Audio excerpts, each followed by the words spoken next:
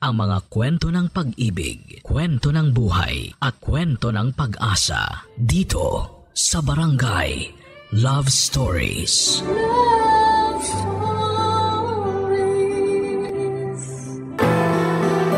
Huwag tayong magdamot sa isang tao dahil pagdating ng araw, baka tayo rin ang pagdamutan ng kapalaran.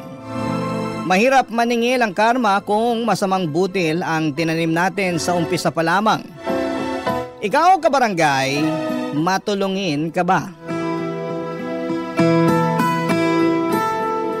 Dear Papa Dudut, malaki at malawak ang mundo, ngunit naranasan niyo na bang mawalan ng lugar dito? O di kaya sa inyong pamilya ay palagi kayong itsapuera? Na yung mga tao na inaasahan ninyong makikinig at kakampi sa inyo ay sila palang mangunguna na umusig sa inyo. Naranasan nyo na bang humingi ng tulong o saklolo pero walang nagpaabot nito? Kung oo ay hindi ito nalalayo sa sitwasyon na minsan kong pinagdaanan. Yun din ang rason, Papa Dudut, kung bakit nag-decide akong magbahagi ng storya ko sa programa ninyong Barangay Love Stories. Bago ko ipagpatuloy ang sulat ko ay gusto ko munang magpakilala sa inyo. Tawagin niyo na lamang po ako sa pangalang Hedy, 33 years old at isang OFW dito sa Taiwan. Nagtatrabaho ako rito bilang factory worker at masaya naman ako kahit na malayo ako sa aking pamilya sa Pilipinas. Tubong Zamboanga pa lang ang kanamin at doon ako pinanganak at lumaki. Pero nagkaroon ako ng kinakasama sa Pateros at doon tumira ng ilang taon kasama ang aming anak. Factory worker din ako bago ko nakilala ang tatay ng anak ko. Nang nabuntis niya ako ay nanirahan kami sa poder ng nanay niya. Hanggang sa tumungtong ng 3 taon ang aming mga anak. Doon ako hiniwalayan ng aking kinakasama at dahil wala akong sariling pera, ay nanatili kami na nasa poder ng nanay niya.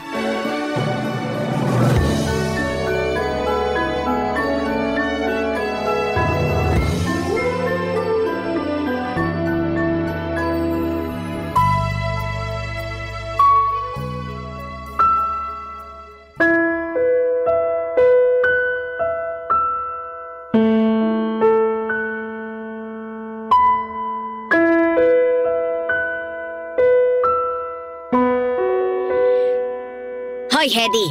Ikaw ba yung nagluto ng metsadong dinala ko sa bahay ng kumari ko? Ha? Opo. Bakit po? Nagtatanong ka pa talaga? Hindi masarap. Kulang sa lasa. Mukhang hindi tinimplahan. Noon ka lang ba nakapagluto noon, ha? Medyo po. Pasensya na po kayo, Nay. Pasensya mo mukha mo. May magagawa pa ba yung pagpapasensya kung napahiya na ako sa kumari ko? Saka bakit nakikialam ka sa kusina? Tanda ko si Teba nang inutusan ko magluto. Kasi palpak ang mga luto mo. Sa totoo lang pinagtsatsagaan na lang namin kainin dito yon. Kasi mahirap lunukin. Sobra naman po kayo sa pinagtsatsagaan.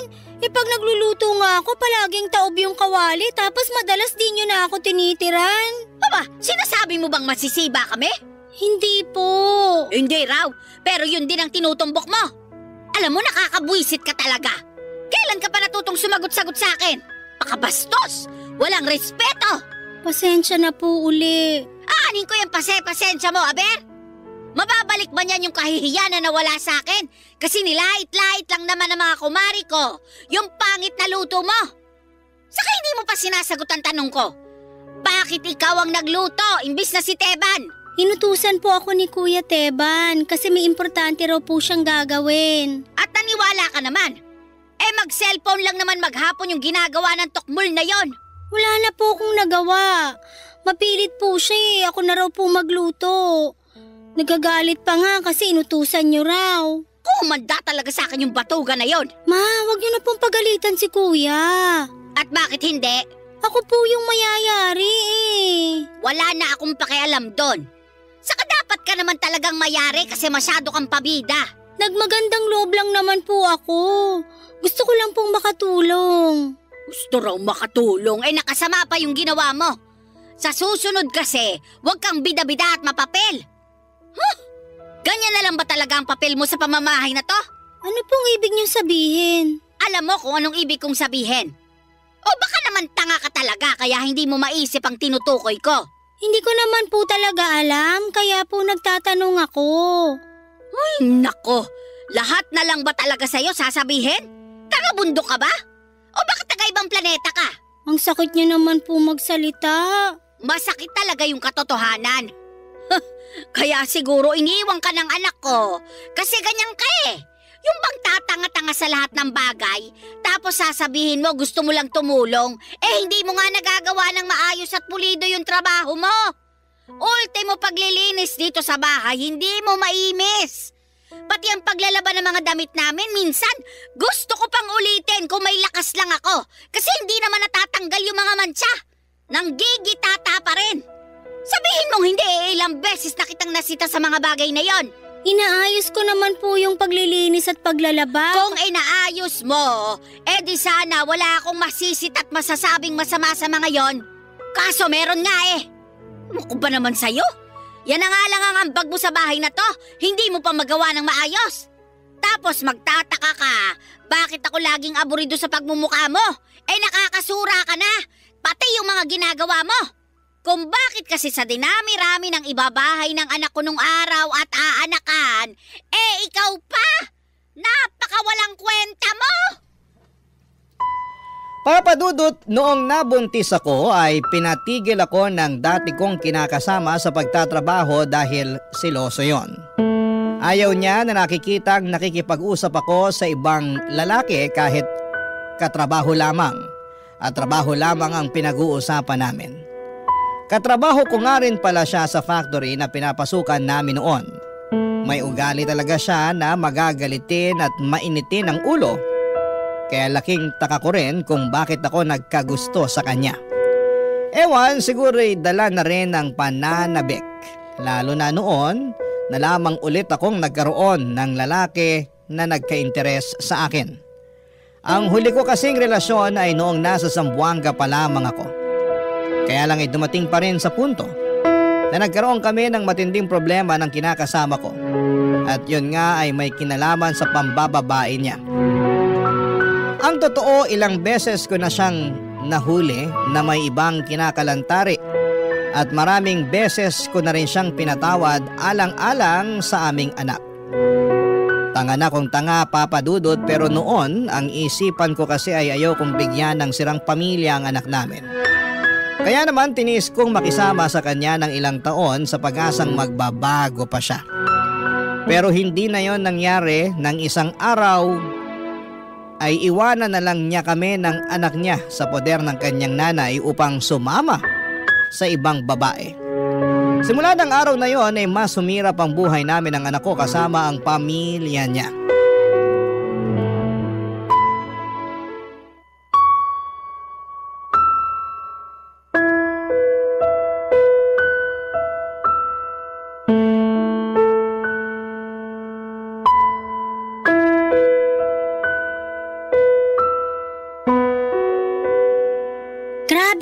Kabuk nito sa sahig? Sino kayo nagpasok ng marumi nilang tsinelas sa loob ng bahay? Tapos di man lang pinuna sa basahan na nasa may pinto. Di na yata kaya ng walis to. Kailangan lampaso na. Ako ba yung pinariringgan mo? Ikaw pala yan, Kuya Teban. The one and only. Bakit? May iba ka pa bang inaasahan darating? Siguro may bisita ka, no? Maliligaw mo ba? Aminin mo na! Wala akong bisita at mas lalong wala akong manliligaw. Saan mo ba napulot yung mga pinagsasasabi mo? Wala ka na ron. Tabi nga dyan, nakaharang kay daraan ako. Sandali! Di mo ba huhubarin yung tsinelas mo? Maputik pa yata yan. Maputik talaga kasi umulan kanina kaya nga basa ang kalsada. Ay, bakit di mo iniwan sa labas yung tsinelas mo? Bakit kailangan mo pang ipasok dito sa loob? Kita mo na ngang nagwawalis ako. Oo, nakita ko nga kaya ako nga pinasok eh. Saka hugas ako yung tsinelas ko sa banyo kaya pinasok ko na. Bakit ba kasi napaka-reklamador mo? Mahirap ba maglinis sa sahig? Hindi naman, di ba? Hindi, pero mahirap kapag paulit-ulit maglinis ng sahig na nalinisan mo na. Palibasa, hindi ikaw yung naglilinis. Bubulong-bulong ka pa dyan narinig ko naman. Saka bakit ka nagre-reklamo nakikitira ka lang dito? Kayo ng anak mo yung sampid sa pamilya namin. Kaya dapat lang napaghirapan mo yung mga pinapakain namin sa inyo. Ang lakas pa naman kumain. Lalo na yung anak mo. Biruin mo ilang taon pa lang yun. Pero parang 2 bata na kung kumain. Grabe ka naman magsalita, kuya. Grabe na ba pagsasabi ng totoo? Yun na nga eh. Hindi, pero ang malala, imbento ka sa malakas kumain halos hindi nyo na nga kami tira ng pagkain sa tuwing kumakain kayo eh. Hindi na sana ako magsasalita, pero dumadalas na kasi. Ako pa naman yung nagluluto ng ulam at nagsasaing ng kanin nyo tapos hindi nyo man lang kami maalok kumain. Ang malala, inuubusan nyo pa talaga kami ng anak ko. Siguro kung ako kakayanin ko, pero hindi kaya ng anak ko yung magutom. Problema ba yun? Di magsaing ka na lang ulit pag naubusan namin kayo. Buti sana kung ganun lang kadali. Madali lang naman talaga magsaing, di ba? Sabi mo nga, ikaw nagsasaing para sa amin. Madali lang nga kung hindi nagagalit at nanunumbat si nanay. Kasi nauubos daw yung bigas nyo. Yun lang. Wala na tayong magagawa doon. Bakit ba kasi ganyan kayo sa amin ng anak ko? Parang di nyo kaano-ano yung bata, kadugo nyo naman siya, di ba? Sinabi ba namin hindi? Saka bakit nanunumbat ka dyan? Kung inis ka sa nanay ko kasi sa dami niyang ebas pag magsasaing kayo, huwag mo ko'y damay dyan. Hindi ako naiinis sa nanay mo. Nasasaktan lang ako bilang magulang. Saka paanong hindi ka madadamay, nakikita ko rin kung paano mo tratuhin yung anak ko. Baka nakakalimutan mo na anak siya ng kapatid mo. Pamangkin mo pa rin siya. Anong gusto mong gawin ko? Magpatatay sa anak mo kasi pamangkin ko? Ganun ba yun? Hindi ko naman yun sinabi. Hindi raw, pero yun din tinutumbok ng mga sinabi mo, no? Hoy, para sa kaalaman mo, pagod na ako sa kakaalaga sa mga anak ko. Tapos dadagdagan mo pa yung responsibilidad ko? Saka kahit anak yan ng kapatid ko at pamangkin ko pa, wala pa rin talaga akong amor sa batang yan. Huwag mo na rin tanungin kung bakit kasi hindi ko rin alam ang sagot. Linisin mo na lang to sahig, lampasuin mo. Hindi ako pinagdidiskita mo. Para kang tanga. Papa Dudut, hindi lang nanay ng dati kong kinakasama ang nakatira sa bahay na yon. Nandun din ang pamilya ng Kuya Teban niya na nuknukan ng yabang. Kung ilalarawan ko ang kuya niya ay una ko kaagad masasabi ang ugali nitong hambog at mahangin. Kahit nung unang beses pa lamang na nakilala ko ito hanggang noong mga panahong yon, ay hindi nagbago ang pag-uugali at paraan ng pagsasalita nito. May pagkatamad din po ito kaya nga siya ang naiiwan sa bahay para bantayan ng mga anak nila ng asawa niya na buti na lamang at kasundo ko ng mga panahong yon. Nung iniwan kami ng dati kong kinakasama sa poder ng nanay niya ay walang-wala ako kaya hindi kami makaalis. As in, said ang bulsa ko. Totoo na umaasa pa rin kami sa kanila lalo na sa pagkain ng mga panahong yon. Kaya nga ginawa ko na lamang ay ginawa ko ang makakaya ko upang pakisamahan sila ng maayos. Bali nagsilbi nila akong katulong sa pamamahay nila at ako ang gumagawa ng lahat ng klase ng paglilinis kapag tulog ang aking anak. Barangay Love Stories. Barangay Love Stories. Papa Dudut, bukod sa paglilinis ng lahat ng sulok ng bahay ng pamilya ng dati kong kinakasama, ay ako rin ang nakatokang maglaba ng mga labahan nila. Minsan inuutusan din nila akong mamalengke at magluto ng pagkain para naman daw may silbi ang pagtira namin ng libre ng aking anak sa kanila. Alam ko naman na dapat kong gawin ang bagay na yon para may ambag naman kami sa pamamahay nila. Kaso minsan ay hindi ko mapigilang magdamdam. Dahil mukhang hindi na pamilya ang trato nila sa amin. Lalo na sa anak ko na kung tutuusin ay kadugo naman nila. May mga pagkakataon kasi na kapag may pasalubong ang nanay ng dati kong kinakasama sa mga apo niya ay palaging hindi nabibigyan ang anak ko. Bilang magulang, natural na masaktan ako at magtampo. Kung ako kaya or kung kaya ko na hindi kumain habang sila ay masayang nagkakainan, ay wag naman nilang gawin yun. Maging sa anak ko. Sa kabila ng lahat ay nirespeto ko pa rin ang pamilya ng dati kong kinakasama. Kahit na hindi nila maibalik sa akin, na respetuhin din nila, Papa Dudut.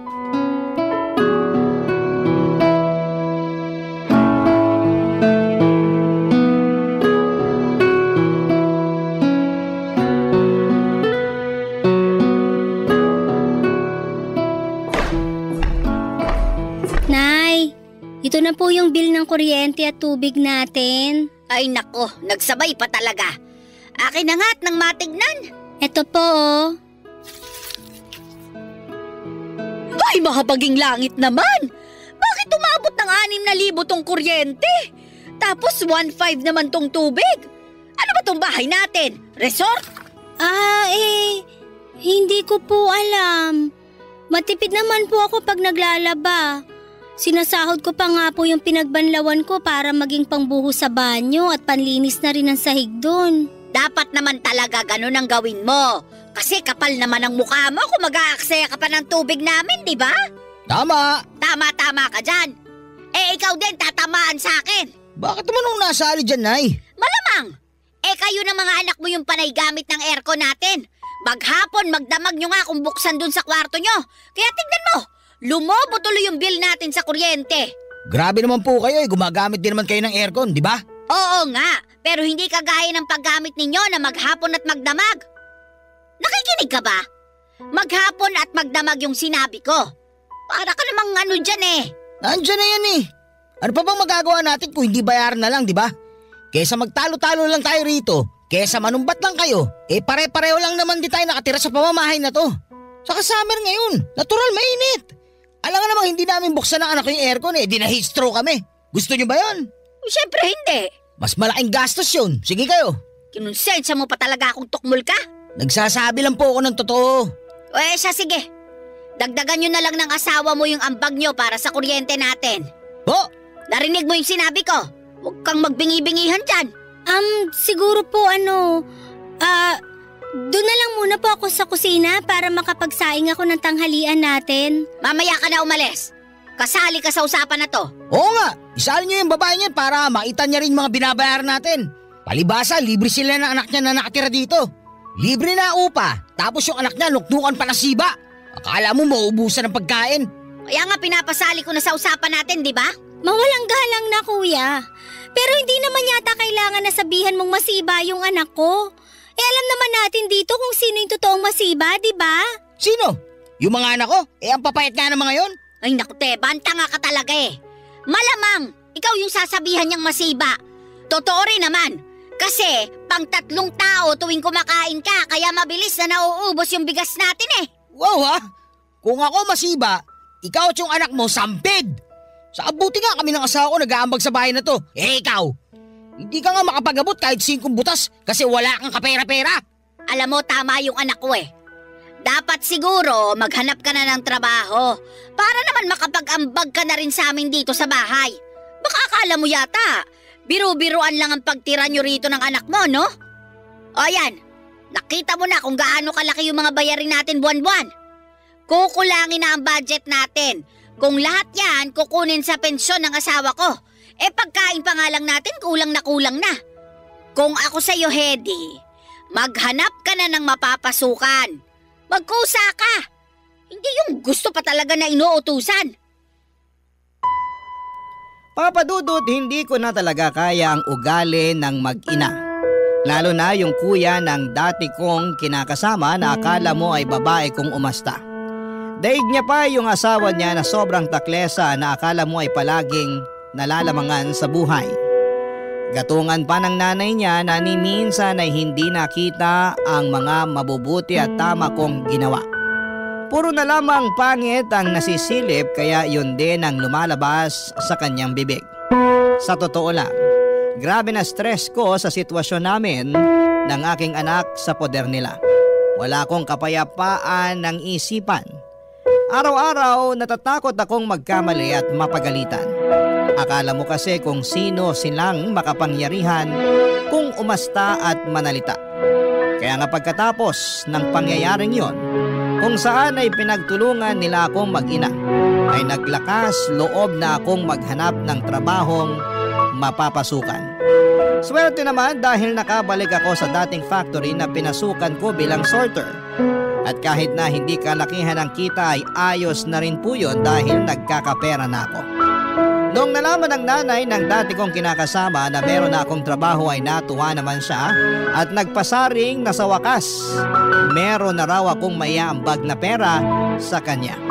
Kaya para magtuloy-tuloy ang pagtatrabaho ko ay nagboluntaryo siyang bantayan at tingnan ng aking anak. Kaso, makalipas lamang ang isang buwan at kalahati ay mayroong nangyari, Papa Dudut.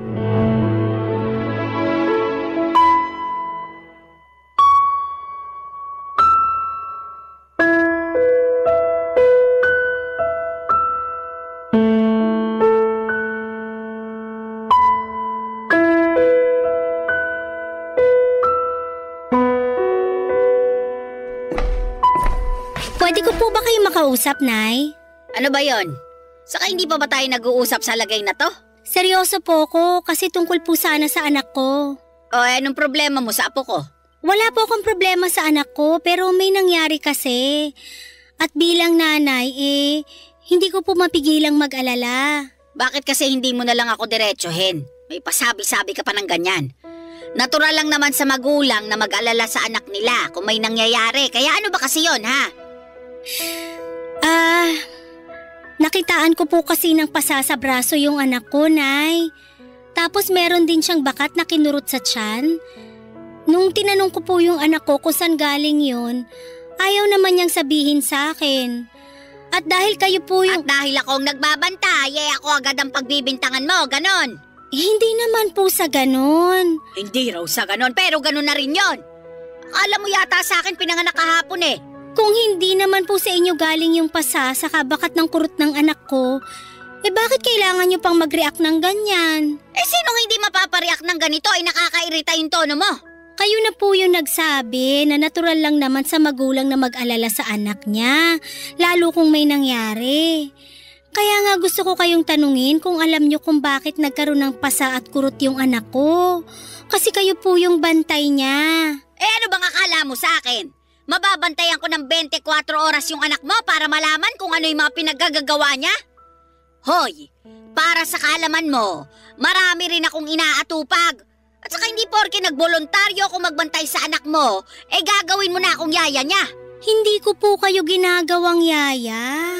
Saka thankful po ako na binabantayan niyo yung anak ko para makapagtrabaho ko ng maayos. Yun naman pala, pero ang dami mo pa ring sat-sat dyan. Gusto ko lang pong malaman kung paano nagkaganon yung anak ko, Nay. Sige na. Total, pinandidilata mo na ako ng mata at kulang na lang pagduldulan mo sa akin yung bintang mo, aaminin ko na. Ako ang pumalo dyan sa anak mong sutil. Ako rin yung kumurot sa kanya. Hindi ko napigilan. Napakapasaway. Pero pwede nyo naman pong pagsabihan yung anak ko nang hindi nyo napapalo at nakukurot. Grabe yung pasa ng anak ko, Nay. Ang laki, saka ang itim-itim pa. Yung kurot nyo naman nagsugat na kasi baon na baon yung kuko nyo. Ang OA mo naman ay gagaling din naman yon. Lagyan mo na lang ng ointment sa yelo, tapos ang problema. Hirap sa'yo, masyado mong inaartehan eh. Dumaan din naman ako sa pagiging nanay, kaya magtiwala ka sa mga sinasabi ko. Huwag kang nagmamarunong dyan. Hindi po ako nagmamarunong, saka yung issue po rito, yung pananakit nyo sa anak ko. Tignan mo, ang OA mo talaga. Makapagsalita kang sinasaktan yung anak mo sobra? Alam mo ba yon? Saka bago mo ako pagbintangan na nananakit ng bata, alamin mo muna yung rason kung bakit ko nagawa yun sa kanya. Hindi ka ba nakinig kanina? Sutil yung anak mo, hindi marunong mapagsabihan. Akala mo kasi madaling sawayin yung anak mo, pero hindi naman talaga. Alam mo, kasalanan mo naman talaga kung bakit ganyan yan kapasaway. Kasi hindi ka mabuting magulang sa kanya. Masyado mong inispoil kaya lumaking matigas ang ulo. Pwes, hindi uubra yung ganyang ugali sa akin. Dapat, bata pa lang, tinatabasa na yung papatubong sungay at buntot niyan. Papa Dudut, magdadalawang buwan pa lamang ako sa pinagtatrabahuhan ko. Bale, iniiwan ko ang aking anak sa lola niya na napakiusapan ko na lamang matapos kong magsabi na mag-aabot sa kanya ng kaunting halaga kapalit ng pag-aalaga sa aking anak. Bukod doon ay nag-aambag din ako sa pagkain at pambayad ng bills sa bahay namin. Kaya wala akong naitatabing pera na pansarili. Mayroon man ay nagagastos din dahil laging humihingi ang nanay ng dati kong kinakasama. Isama mo pa yung kuya niya na ewan ko ba kung saan nakakapulot ng kakapalan ng pagmumuka. At lagi nagpapasaring ng pangyosi at pangmeryenda. Hindi naman ako maramot, lalo't meron naman akong maibibigay. At kahit na nga ako ang mawalan ay titiisin ko, basta makapag-abot lamang. Ang tanging hiling ko lang ay alagaan at bantayan ang kanyang lola ng maayos ang aking anak. Hindi naman yun ibang tao sa kanila. Apo niya yun, kadugo, pero kahit na ganoon ay hindi pa rin pala maganda ang turing nila sa anak ko. Kaya nga sobrang lungkot ko at pag-aalala ng mga panahong yon. Ngunit wala naman akong magawa dahil hindi ako pwedeng huminto sa pagtatrabaho. Tinatagang ko na lamang ang aking loob para magpatuloy kahit na aandap-andap ang aking dibdib. Sa sobrang kaba, gayong alam ko na hindi ligtas ang aking anak sa poder ng pamilya ng dati kong kinakasama. Barangay Love Stories. Barangay Love Stories. Papa Dudut, nagpatuloy pa rin ako sa pagpasok sa trabaho at lalong nagsipag lalo na sa pag-overtime para may sumubra sa normal kong sinasahod na siyang iniipon ko na. Kahit na nakakapagod at madalas wala na akong oras sa aking anak ay hindi ako sumuko at tiniis ko na lamang ang lahat. Pangarap ko na kasi na makapagbukod kami ng bahay ng anak ko dahil napapagod na akong makisama sa pamilya ng dati kong kinakasama. Hindi ko pa alam kung saan o kanino ko siya iiwanan pero saka ko na yun iisipin.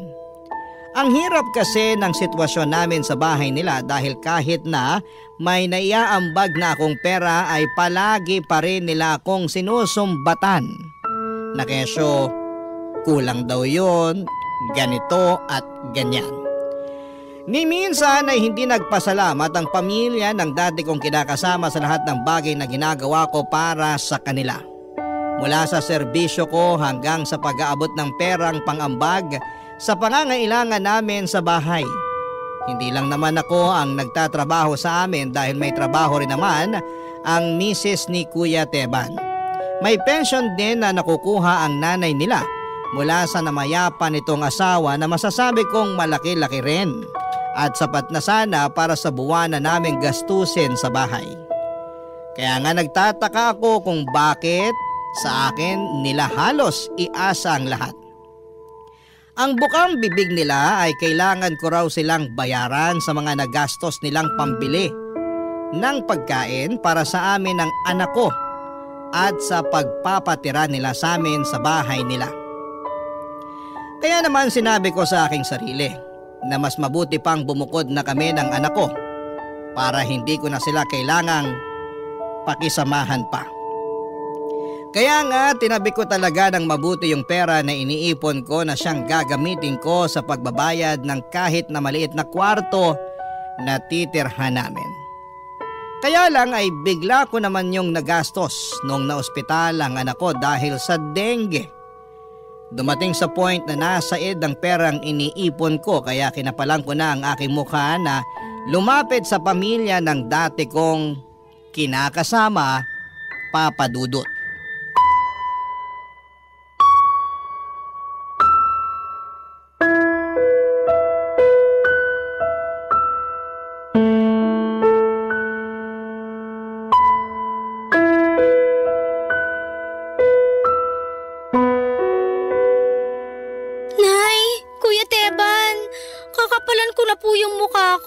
Makapal naman talaga ang mukha mo. Ano pa bang bago doon? Hindi ko alam, komedyante ka rin pala, Nay. Manahimik ka nga dyan, Teban. Sasampalin kita eh. Ito naman, napakasungit. Ano ba kasing problema mo, Hedy? Ba't yung itsura mo parang galing kang digmaan? Gulo-gulo pa yung buhok mo, pawis na pawis ka pa. Tapos ang baho mo pa, amoy araw ka. Pasensya na po, pero nagmamadali kasi kung makauwi dito sa atin. Bakit ka ba kasi nagmamadali? Para humingi ng tulong sa inyo kasi hanggang ngayon nasa ospital pa rin po yung anak ko. Ha? Akala ko ba palabas na kayo? Bakit nandun pa rin kayo hanggang ngayon? Ayun nga po, Nay. Akala ko rin makakalabas na ngayong araw yung anak ko eh. Pero hindi pa siya pinayagan ng doktor kasi mahina pa siya. Tapos na-discover nila na meron daw siyang pulmonya kaya pinag-e-extend pa siya sa ospital para daw matutukan. Nako, sigurado ka ba dyan? Kasi minsan para-paraan lang yung mga doktor na yan para tumagal pa yung mga pasyente sa ospital nila. Kapag kasi mas matagal kang nandun, mas marami silang pera mahihita sa'yo. Oo. Ganyan yung nangyari sa asawa ng kumari ko. Sinabi na may ganitong sakit daw, kaya yung kumari ko naman, pumayag na hindi muna lumabas doon ang asawa niya. Hanggang sa umabot ng ilang linggo. Ayun, lumobo ng milyones yung utang. Problemado nga ngayon. Pati sa akin na hindi naman niya ka-close, nangungutang. Yabang-yabang din kasi lalo nung malakas pa yung asawa. Akala mo kung sino, ngayon, kinarma. Pero iba po tong sa anak ko. Kasi may x-ray naman siya at lumabas doon na may pulmonya siya. Hindi na po nawala ng ubot-sipon yung anak ko kaya mas delikado kung lalabas siya sa ospital. Kaya nga po lumalapit ako sa inyo ngayon para humingi ng tulong. Kahit konting pera lang po panggastos namin ng anak ko kasi said na po talaga yung ipon ko. Wala na nga akong pamasahe pa uwi rito kaya naglakad na lang ako kahit natirik ang araw. Ganun ba? Opo, pasensya na po kayo. Wala lang talaga akong malalapitang iba. Kaso walang-wala rin akong pera ngayon. Nagastos ko sa ibang bagay. Kaya pasensyahan na lang. Ikaw ba, Teban? Baka naman may maipapahiram ka dyan kay Hedy. Naku, ako pa talaga tinanong nyo, Nay. Alam nyo namang wala akong sariling pera, di ba? Misis ko nag-aawak ng lahat. Minsan lang madaanan ng pera tong palad ko. Wala rin daw, Hedy. Please, Nay! Alam kong may natatabi pa kayo dyan. Pahiramin nyo na po ako kasi para naman sapo nyo yun eh. Ang kulit mo naman, sinabi ngang wala, di ba? Ikaw, kuya. Alam kong may pera ka dyan kasi lagi mo ngang binibida sa akin na mas mapera ka kaysa sa akin, di ba? Patunayan mo yun. Pahiramin mo ako. Gagamitin ko lang para sa pamangkin mo. Anak naman ng teteng, oh. Sinabi ko na nga minsan lang masayar ng pera yung palad ko, di ba? Ibig sabihin, wala talaga akong pera. Naniwala ka naman dito sa anak kong nuknukan talaga ng yabang simula pinanganak. Hirap sa'yo, masyado kang uto-uto. Nakikiusap po ako. Pahiramin niyo na po ako. Para lang po sa anak ko. Sige na po. Tulungan niyo na po ako. Ay kahit umiyak ka pa dyan ng dugo, wala talaga kaming maitutulong. Malas mo. Wrong timing ang pagkakasakit ng anak mo. Buti pa, imbis na sayangin mo yung luha mo kakaiyak dyan, gumawa ka na lang ng para magkapera. Kung gusto mo, magnakaw ka. Easy money yun. Huwag ka nga na pahuhuli kung ayaw mo bumagsak sa bilangguan.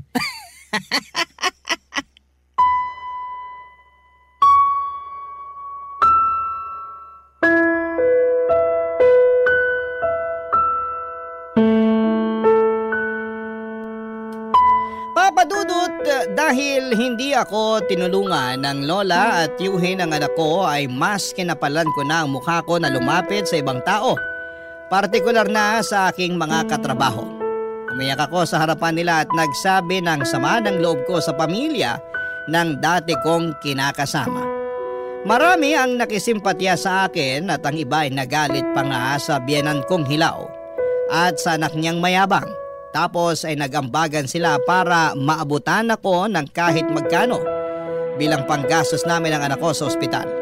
Pero kulang na kulang pa rin ang perang meron ako ng mga panahong yon.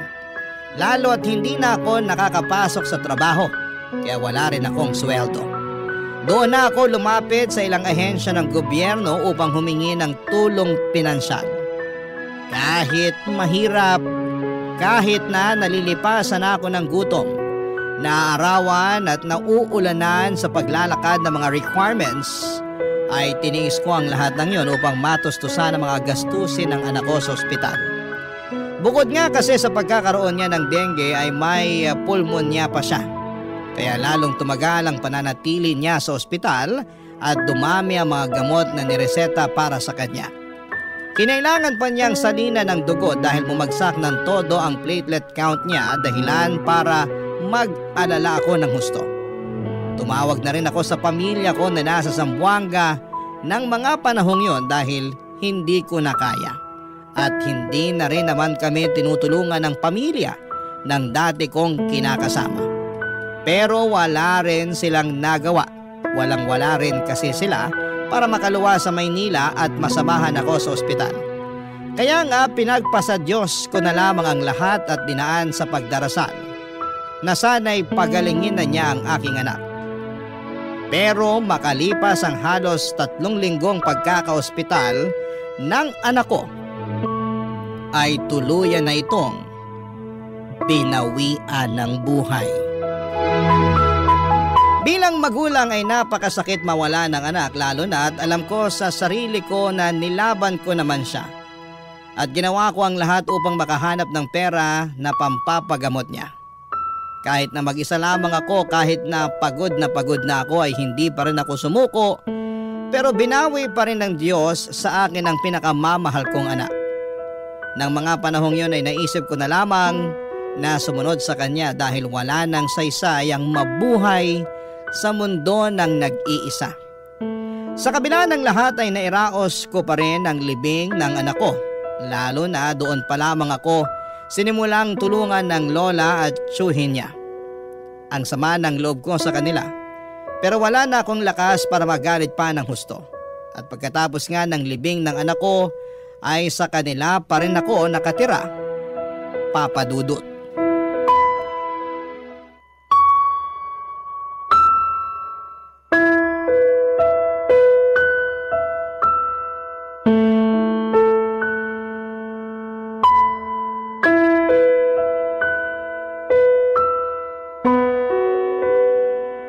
Nagsabi na ba sa'yo yung kapatid mo?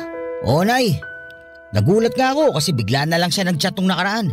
Tapos ayun, sinabi nga niya na gusto niyang bumalik dito sa bahay kasama yung kinakasama at anak nila. Anong sabi mo? Ayos lang sa'yo? Hindi naman sa akin tong bahay na to para humindi, di ba? Isa pa, utol ko yun, saka pamangkin ko yung anak nila. Kaya ayos lang naman sa akin. Para meron din ibang bata na kalaro yung mga anak ko. Sige, ayos na rin sa akin. Total, matagal-tagal na rin wala rito yung kapatid mong yun. Namimiss ko na siya, gusto ko ring makita yung anak nila. Ha? Ano pong sabi nyo? Babalik dito yung anak nyo? Oh, kanina ka pa ba dyan? Halos kakarating ko lang po pero narinig ko pa rin ng malinaw yung pinag-uusapan nyo. Ay kahit kailan talaga napaka-chismosa mo. Yan yun, Nanay. Saka para lang din naman niya yung nangyayari sa pamilya natin, di ba? Oo, totoo na uuwi rito yung utol ko kasama yung kinakasama at anak nila. Bakit? May problema ka ba doon? Wala! Pero ganun na lang ba yun? Anong ganun na lang ba yun? Saka, bakit ka ba umiiyak? Inaano ka ba namin? Kasi napaka-insensitive nyo. At kaya ako nasabi na ganun na lang ba yun kasi mukhang nakalimutan nyo na yung ginawang pananakit sa akin nung anak nyo. At hindi lang pala sa akin kundi sa amin ang anak ko. Huwag kang sumigaw! Naririnig ka namin ni Teban, magkakaharap lang tayo Hindi ko lang kasi maintindihan. Mukhang ayos lang sa inyo na umuwi sila rito. Mukha pa nga kayong excited Pero kami nun ng anak ko na palagi namang nandito sa pamamahay nyo, ramdam na ramdam namin yung pagkasuya nyo sa amin. Kulang na lang palayasin nyo kami Nakaraan na yon. At saka wag mo nang idama yung anak mo sa sitwasyon. Nananahimik na yung sa kabilang buhay Oo nga. Sige ka, baka biglang magparamdam yung anak mo at multuhin tayo. Hoy, tumigil ka nga dyan, Teban. Wag mong idama yung patay. Pasensya, Nanay. Hindi ko lang mapigilan. Ito kasi si Hedy masyadong madrama. Alam nga namang hindi namin tanggapin dito yung utol ko pamilya kami, di ba? At ang pamilya dapat nagtutulungan. Nagdadamayan. Wow naman! Gusto ko sanang matouch sa sinabi mong yan tungkol sa pamilya. Pero hindi ko magawa kasi ni minsan, di nyo naman pinaramdam sa anak ko na pamilya ang turing nyo sa amin. Okay lang sana kung sa akin kasi di naman talaga tayo magkaano-ano. Pero sana kahit man lang sa anak ko, dahil kadugo niyo naman siya. Simula nung nagkasakit yung anak ko at na-ospital, ni minsan hindi niyo siya binisita sa ospital. Di nga rin kayo nangamusta sa kanya eh. Hindi rin kayo tumulong kahit konti. Lalo na nung nangihiram ako ng pera sa inyo.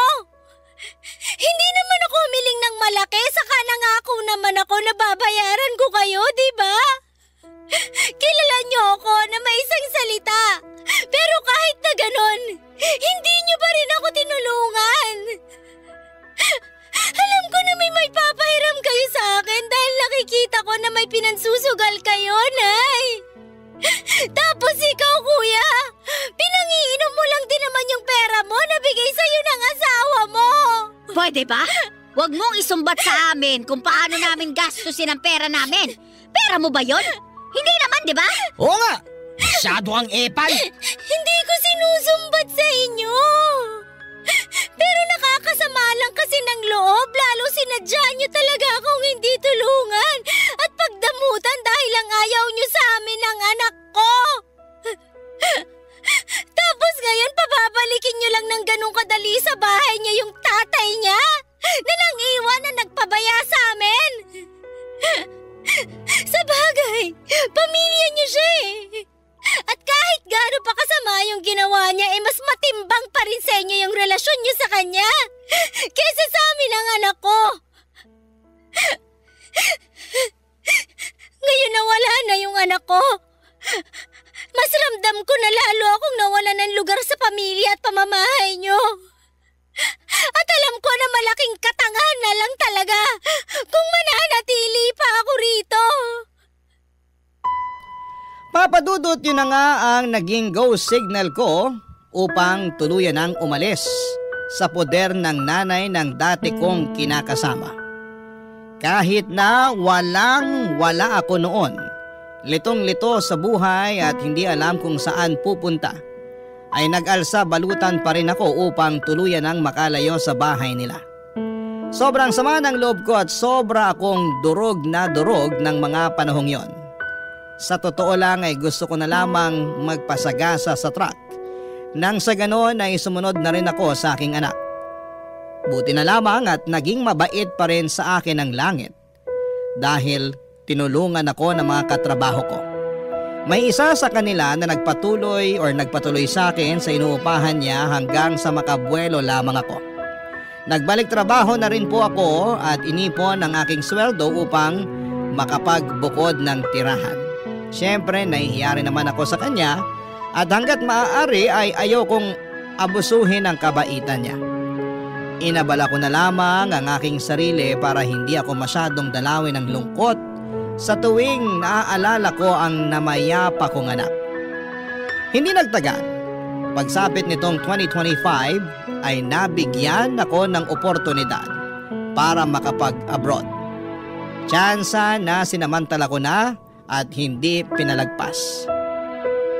Sa kasalukuyan ay masaya naman ako rito kahit na malayo sa aking pamilya.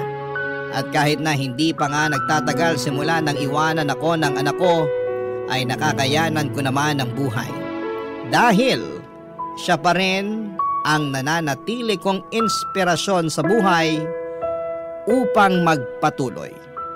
Kung tatanungin ninyo ako kung may balita ako sa pamilya ng dati kong kinakasama, ay sasabihin kong meron.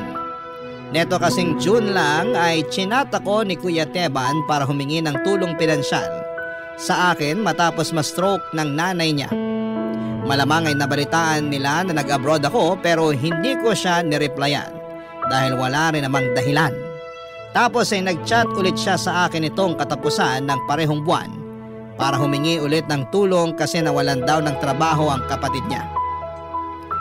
Dati kong kinakasama at tatay ng namayapa naming anak yon. Matapos daw nitong magkasakit sa bato ay kailangan daw na magdialysis na. Kinapala na lang daw talaga nila ang mukha nila na lumapit sa akin. Sa totoo lang kahit na wala na ako sa poder nila ay puro pa rin problema ang dala nila sa buhay ko. Kaya naman para matahimik ako ay tuluyan ko na silang blinak sa Facebook at Messenger. nang sa ganoon ay hindi na nila ako makontak. Alam ko na kasi na pahalagahan ang sarili ko at kasama na doon ang hindi ko pakikialam sa problema nila. Maraming salamat po Papa Dudut sakaling mapili po ninyong i-ere ang sulat ko. Hanggang dito na lamang and God bless sa inyong programa sa Barangay Love Stories. Ang inyong forever kapuso at kabarangay, Hedy. Anong say mo sa Barangay Love Stories na ito? Pagkwentuhan natin sa comment section yan.